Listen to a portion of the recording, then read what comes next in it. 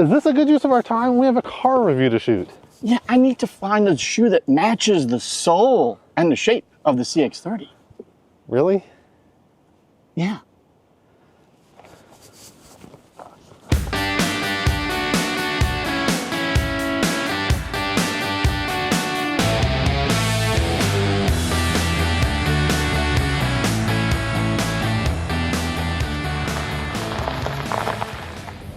All right, welcome to the driver's line. I'm Greg, and as we said, this week we have the Mazda CX-30 2.5S Aire edition with us, and a huge thanks to Mazda for lending us this little crossover that doesn't look like a shoe at all. Hey, if the shoe fits. And I'm Jordan. And if you like car reviews, news, and shenanigans like our European road trip, smash that like button and subscribe for more automotive action. Now, let's see what this Mazda CX-30 can do.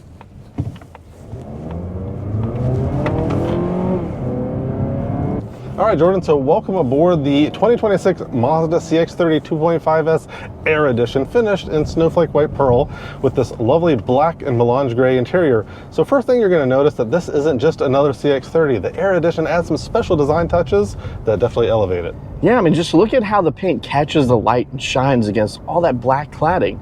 So what makes Aire Edition different from all the other trims of the CX-30? Yeah, good question. So for starters, we have these gloss black trim details, badging, roof rail, side mirrors, the rear wing, and these unique 18-inch black metallic finished wheels to give it a more premium, sporty meets refined vibe. Yeah, and dimension-wise, the 2026 CX-30 remains unchanged since its introduction in 2020. It's about 173 inches long, 70.7 inches wide, and 61 inches tall. It's riding on a 104.4 inch wheelbase, and ground clearance is somewhat healthy, around 8 inches. It's giving you a bit of SUV stance rather than just looking like a low-slung hatchback. Yeah, and that 8-inch ground clearance means this little CX-30 feels more confident in different driving conditions than some of the other small crossovers. And I really like the benefit of the wheelbase because it gives you nice proportions, but it's still pretty parkable. Exactly, proportions just like a shoe. Yes, it has a long hood and a stubby boot, but I thought we had moved past that. Okay, fine. I mean, the Air Jordan edition. Stop it! Hey, it gives you something that stands out a bit over that kind of run-of-the-mill CX-30. The CX-30 has always kind of stood out like a sporty lifted hatch, and the new trim just makes it pop a little bit more. All right, so a lot of things that we did like. Is there anything that you don't like about the exterior of this CX-30 Aire Edition? Well, I mean, I gotta stick with it. The proportions are a little wacky. It does look like a shoe. Yes, it looks like a shoe. And the other thing I'm not a huge fan of is these black metallic wheels get lost in those really big wheel wells that are wrapped in the cladding. And speaking of black stuff, the black cladding is everywhere on this thing. It would really be nice if they offered a painted option. I know, on the Aire Edition perhaps. Yes. Yes. Yeah, that'd be nice. And, there's also some questionable fit and finish we've kind of found. So there's an odd point where the front fender meets the door, just doesn't really line up.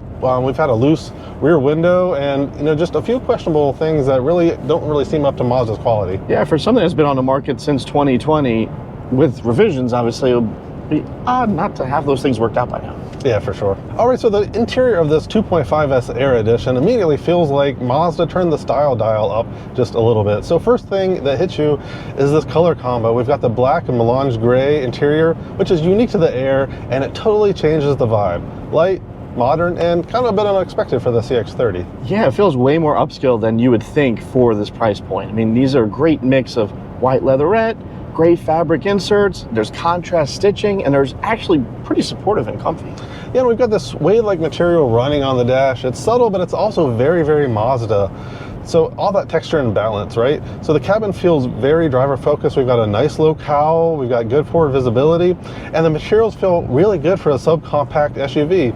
As usual, Mazda has absolutely nailed the ergonomics. For sure, front seat comfort is great. We've got about 41.7 inches of legroom and 37.8 inches of headroom up here. It keeps it open and airy. Rear seat space isn't bad either, but it's not great for adults. Only about 36.3 inches of legroom back there, so you better stick to the shorter trips with full-grown adults. Yeah, for sure. And if you need to haul some stuff, you've got about 20.2 cubic feet of cargo space behind the second row. Fold those seats down and it opens up to about 45 cubic feet, which is decent, but not class-leading. At least the liftover isn't crazy high, so groceries definitely slide in easy. Yeah, so overall the Aire does get some fancy trim. Inside it feels thoughtful, refined, and and just a little bit more special. It's like Mazda is reminding you that practicality and personality can still share the same space. The Aire Edition isn't just about style. Mazda decided to give this thing some solid standard tech as well to keep things feeling fresh in here. Yeah, starting with the screen. It's 10.25 center-inch display. It's running Mazda's latest infotainment interface. It's crisp, it's quick, and it has wireless Apple CarPlay and Android Auto. Oh yeah, no cable spaghetti in the console. Very, very nice. And speaking of this console, you get Mazda's signature rotary controller, which I actually don't mind. Once you get used to it, it's easy to use while driving without having to steady your hand and try and poke a touchscreen. Yeah, right. And the Aire Edition also includes a wireless phone charger and a 7-inch digital instrument cluster. It's flanked by 2 analog gauges. It's cool how it resembles an analog gauge itself, but embeds features like illustrating the speed limit, for example, or your cruise setting, and all the safety systems. Yeah, and that standard safety tech is very, very solid. We get Mazda's Eye Active Sense features like adaptive cruise, lane keep assist, blind spot, and rear cross traffic alert. So yeah, the Aire gives you the full suite: comfort, connectivity, safety, without forcing you into a premium or turbo trim. It's a nice sweet spot.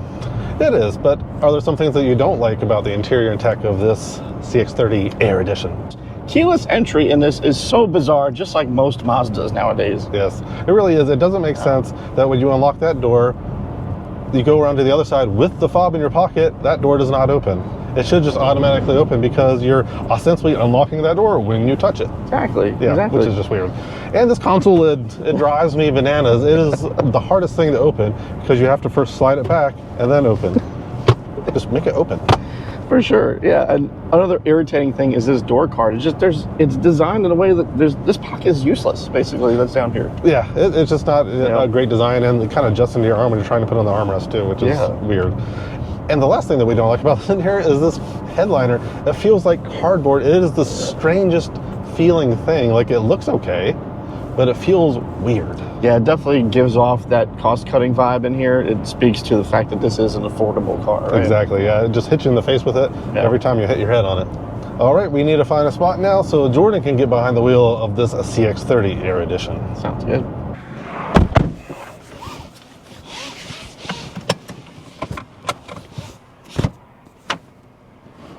All right, Greg, I've got to say, every time I hop behind the wheel of a Mazda, I remember why people call them driver's cars. Even this little CX-30, technically a subcompact crossover, it still has that zoom DNA. Yeah, you know, under the hood we've got Mazda's tried and true 2.5 liter Skyactiv 4-cylinder, putting out 186 naturally aspirated horses and 186 pound-feet of torque as well. It's paired with a 6-speed automatic, so no moaning CVT or fancy dual clutch, just smooth, predictable shifts. And like all CX-30s, the Aire Edition uses Mazda's Eye Active all-wheel drive system. So even though it is tuned more for on-road grip than off-road adventures, it hooks up confidently when the pavement gets slick.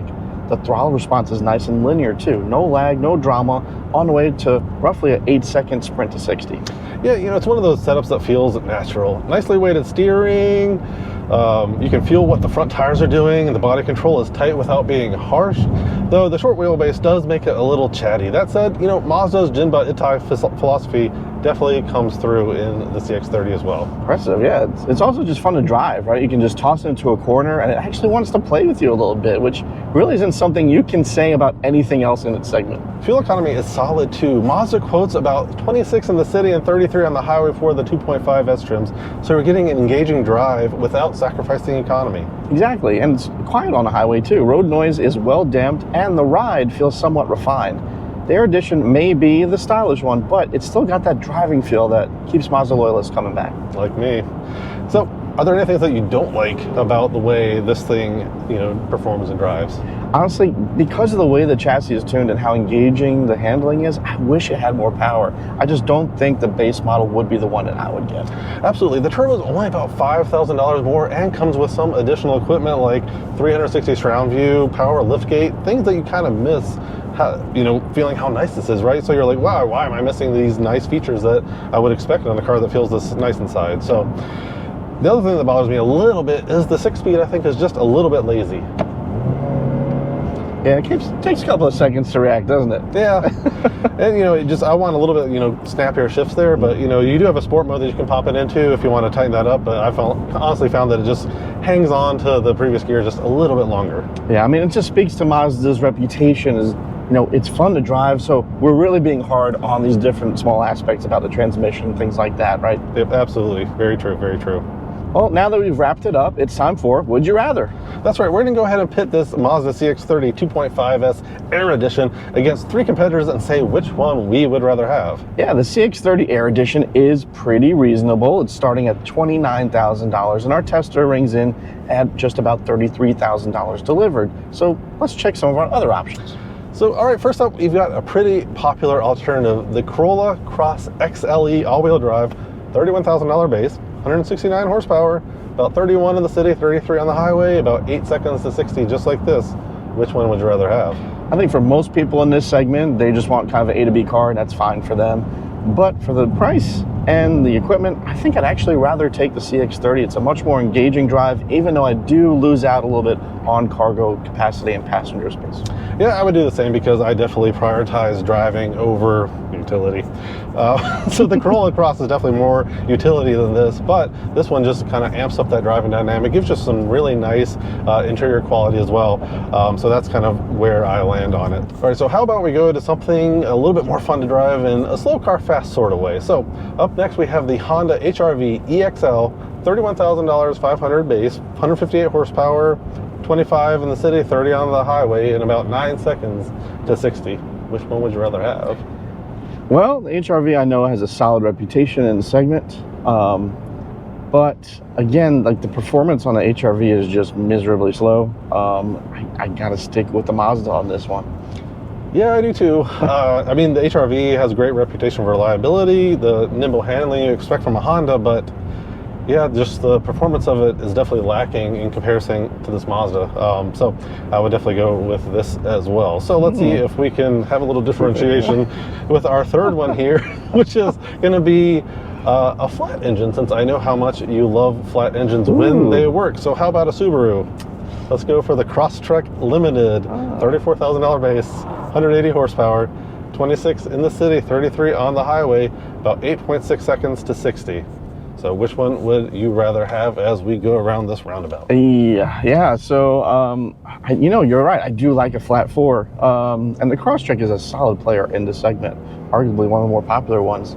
For $34,000 though, I still think I prefer this for the price. It still comes with all-wheel drive. Not quite as good fuel economy, but the performance for it just sells it for me.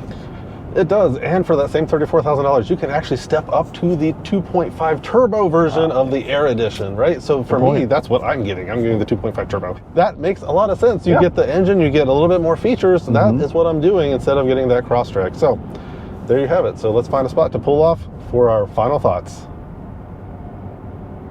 All right, we have pulled over here for our final thoughts, and there's a lot to like about the CX-30 Air Edition, which is brand new for 2026. Notwithstanding the fact that it does kind of resemble a shoe. Yeah, the styling can turn away some people, perhaps, but I kind of think of it like a hot hatch light, right? Well, sort of. I mean, we've got the 2.5S here, which is wanting a little bit for power, but we're going to get to that in a second.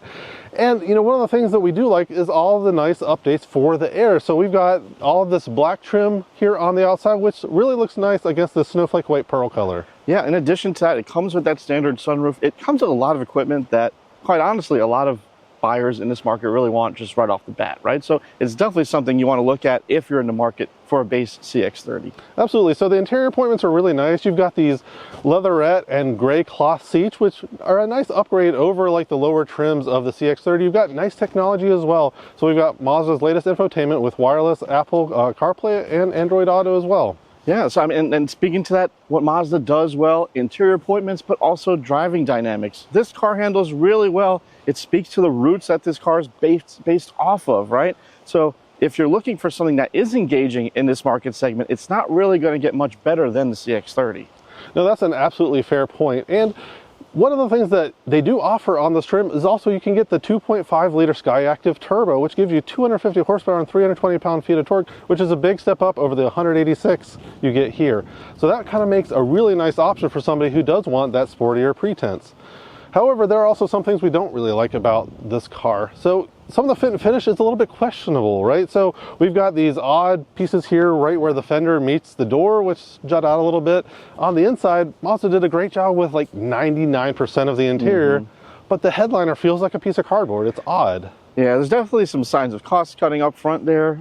In the back, just in terms of packaging, if you're a person who has a family, like there's no way you can fit some child seats back there. The legroom is super tight, and the cargo capacity, considering this is an SUV, is really not present. Yeah, it's definitely tight. So if you really want a little bit more passenger space and cargo space, you might be looking at a competitor. But if you definitely look for driving dynamics, you're going to be hard pressed to beat this one. Absolutely. And that's kind of the point of this vehicle, right? It wants to be dynamically good, and that's what Mazda does really well. However, this engine, the 2.5, lets it down. So when you can spend about $4,000 more and step up to the turbo, which gives you some additional features like a power liftgate and a 360-degree view, that seems to make the most sense. Yep. And on that fantastic revelation, it's time to end. Thank you so much for watching. We'll see you next time. Thanks for joining us on The Driver's Line. Hit that like button to subscribe for more car reviews, specials, and podcasts. A special shout out to our partner Drive Shop for fleet management, keeping us fueled up and on the road, enabling us to keep bringing great content to you.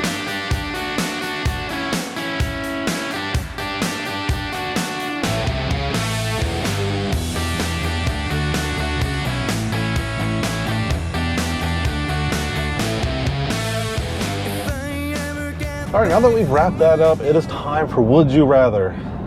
That's right. We're gonna. Oh yeah, you're right. I'm sorry. We do that reversed. That's my bad. You're right. Now that sounded weird coming out of my mouth. You can leave your hood up and be the Unabomber? Yeah. I was just trying to cover my ears for as long as possible.